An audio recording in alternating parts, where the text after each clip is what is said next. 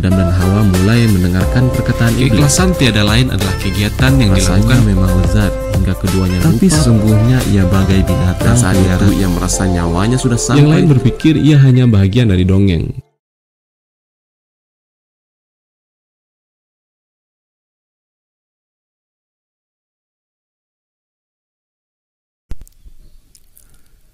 Bumi Cinta, karya Habibur Rahman El-Shirazi.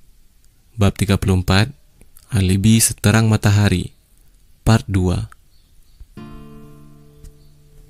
Tiba-tiba ponsel Dr. Anastasia berdering.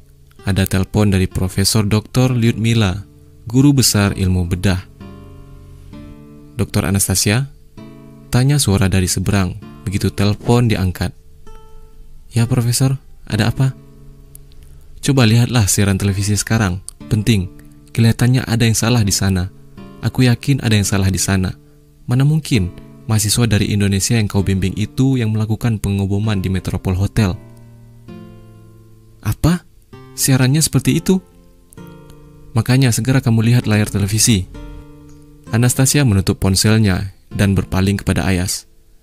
Ayo ikut aku ke tempat Bibi Parlova, suruh Anastasia kepada Ayas. Ada apa? Cepatlah, ini penting, kata Anastasia dengan tegas setengah memaksa. Anastasia melangkah keluar diikuti Ayas yang meninggalkan laptopnya yang masih hidup begitu saja. Tak lama kemudian mereka sampai di ruang kerja Bibi Parlova yang tak lain adalah dapur kecil yang menempel di gedung itu. Di pojok dapur itu ada televisi kecil yang biasa digunakan Bibi Parlova menonton acara televisi.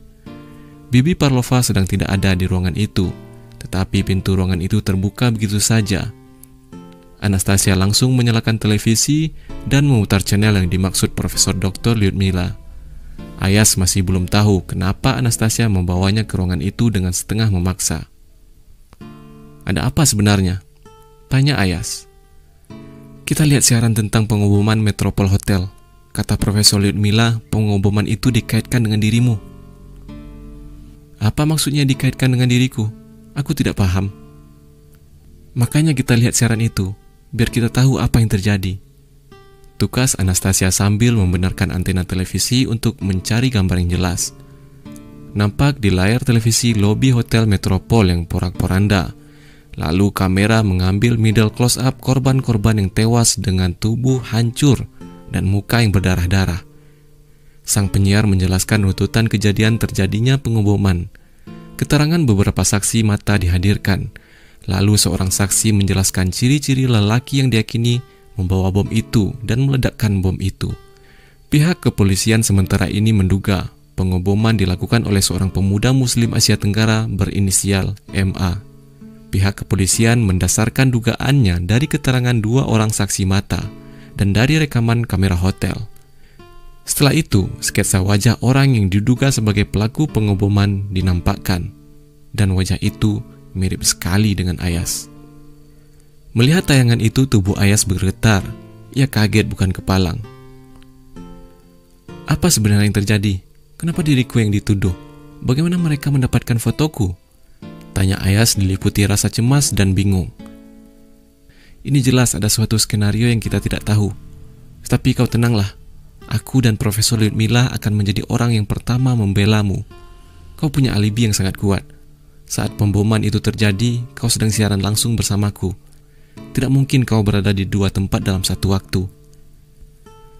Setelah menonton acara itu, Anastasia mengajak Ayas menemui direktur program talk show. Sebelum menemui direktur program talk show, Ayas mengajak Anastasia ke KBRI untuk menyampaikan apa yang terjadi. Begitu Ayas dan Anastasia sampai di sana, Pak Joko menyambut mereka berdua. Pak Joko menemani mereka untuk menghadap Bapak Duta Besar. Untung kamu memberitahu KBRI tentang acara talk show itu, sehingga KBRI merekam acara live itu dan menyimpan rekamannya. KBRI juga telah memberitahu kepada Kedutaan Negara Asia Tenggara untuk menonton acaramu. Bahkan KBRI juga memberitahu Kedutaan Negara-Negara Arab di Moskow untuk menontonnya. KBRI sempat kaget ketika kamu disebut sebagai pelaku pemboman. Padahal saat bom itu meledak, kau sedang live di acara talk show Rusia Bicara. Kau tidak usah cemas. KBRI sudah mengirim nota protes ke stasiun yang memberitakannya. KBRI juga melayangkan nota protes kepada pihak Kementerian Luar Negeri Rusia. Tenanglah, seluruh dunia akan membelamu, sebab kau memiliki alibi yang seterang matahari di siang bolong. Bapak Duta Besar menenteramkan Ayas dengan kata-katanya yang berwibawa dan meyakinkan. Mendengar penjelasan Bapak Duta Besar, Ayas merasa senang dan tenang. Ia kini tidak sendirian. Kini negara Republik Indonesia sepenuhnya berada di belakang dirinya.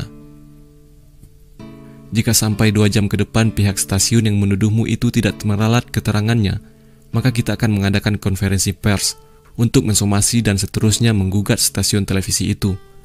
KBRI akan menjamin kita akan menang. Apalagi stasiun yang menyiarkan dirimu talkshow dengan live itu bersaing dengan stasiun yang menuduhmu sebagai pelaku. Jadi stasiun yang mengundangmu acara live itu akan membelamu mati-matian. Tambah Pak Duta Besar meyakinkan. Setelah itu, Ayas dan Anastasia meluncur ke stasiun yang menyiarkan acara talkshow-nya. Direktur program acara talkshow menyatakan siap membela Ayas mati-matian. Sampai malam tiba, belum ada ralat dari pihak stasiun televisi yang menuduh Ayas sebagai pelaku pemboman. Pihak KBRI bergerak dengan cepat. Pihak KBRI mengontak Kementerian Luar Negeri Rusia untuk mendandaskan protesnya sekali lagi. Kementerian Luar Negeri Rusia mengatakan bahwa pihaknya sudah menegur pihak kepolisian dan stasiun televisi tersebut. Hari berikutnya, segalanya akan diurus. Tetapi pihak KBRI tidak bisa menunggu lama. Khawatir opini akan berkembang dengan cepat. Yang dirugikan adalah citra Indonesia. Dengan tegas, pihak KBRI akan menggelar konferensi pers sebagai pelurusan berita yang telah berkembang. Pukul 9 malam, pihak KBRI mengundang wartawan media cetak dan elektronik terkemuka dan menggelar konferensi pers di auditorium KBRI. Bapak Duta Besar langsung menjadi juru bicara. Setelah itu dihadirkan kesaksian dari Direktur Produksi Talkshow, Rusia berbicara. Direktur itu memutar ulang siaran langsung talkshow tersebut. Setelah itu, giliran Dr. Anastasia Palazzo memberikan kesaksian dan jaminan bahwa Ayas sama sekali jauh dari tuduhan itu. Profesor Lyudmila juga memberikan komentar yang sama dan membela Ayas. Pagi harinya, Moskow geger oleh berita yang terjadi karena konferensi pers yang diadakan oleh KBRI. Banyak koran dan media cetak yang mengutuk pemberitaan tidak benar yang dilakukan oleh stasiun televisi yang menuduh Ayas. Teroris harus diberantas, tetapi jangan menuduh sembarangan. Demikian headline sebuah koran ternama di Rusia. Kini opini yang mendukung Ayas sangat kuat dan besar. Pihak Kementerian Luar Negeri Rusia pun buru-buru minta maaf kepada Ayas, KBRI, dan kepada bangsa Indonesia secara luas atas tuduhan yang tidak memiliki bukti apapun yang disiarkan oleh salah satu stasiun televisi Rusia. Bahkan kepolisian juga langsung meralat dugaan mereka yang salah. Dengan begitu, Ayas terbebas dari segala macam tuduhan yang mengancam jiwanya tersebut, dan Ayas bisa melanjutkan aktivitasnya melakukan penelitian dengan tenang di Moskow. Lewat telepon, Ayas menyampaikan rasa terima kasih kepada Bapak Duta Besar yang sangat perhatian kepada warga negara Indonesia, terutama kepada kasus yang menimpanya. Dengan penanganan Bapak Duta Besar yang cepat, masalahnya tidak berlarut dan berkembang kemana-mana. Ayas juga menyampaikan rasa terima kasih tentu saja kepada Dr. Anastasia Palazzo dan Profesor Lyudmila, dan Direktur Program Talkshow Rusia berbicara. Sementara itu, pihak kepolisian Rusia terus bekerja keras. Mereka sesungguhnya sangat malu pada kecerobohan mereka. Seandainya Ayas tidak sedang siaran live di acara talkshow itu, polisi masih akan bisa membuat rekayasa dan memaksakan opininya. Tetapi alibi Ayas terlalu kuat. Jika tetap dipaksakan Ayas sebagai pelakunya, maka pihak kepolisian akan dituduh sebagai kumpulan orang-orang paling pandir di Rusia. Bahkan, pihak kepolisian tidak memiliki bukti sama sekali untuk mengaitkan Ayas dengan jaringan teroris. Informasi yang diterima oleh pihak kepolisian bahwa di tempat tinggal Ayas ada bahan-bahan peledak yang siap dirakit juga tidak benar. Polisi sudah memeriksa kamar Ayas di apartemen tua di daerah Panfilovsky, dan polisi tidak menemukan benda apapun yang mencurigakan. Kamar itu kini dihuni oleh seorang nenek tua bernama Margareta, dan nenek tua itu memberikan kesaksian yang justru menguntungkan Ayas. Setelah tidak menemukan bukti apapun di bekas tempat tinggal Ayas, maka pihak kepolisian tidak ada jalan yang selamat, kecuali harus tegas berani minta maaf kepada publik dan kepada Ayas khususnya. Pihak stasiun yang menuduh Ayas juga segera menyiarkan permohonan maaf atas pemberitaannya yang tidak akurat. Kini Ayas benar-benar bisa bernafas lega. Malam itu, Ayas bisa tidur dengan tenang dan nyamar di kamar sederhananya.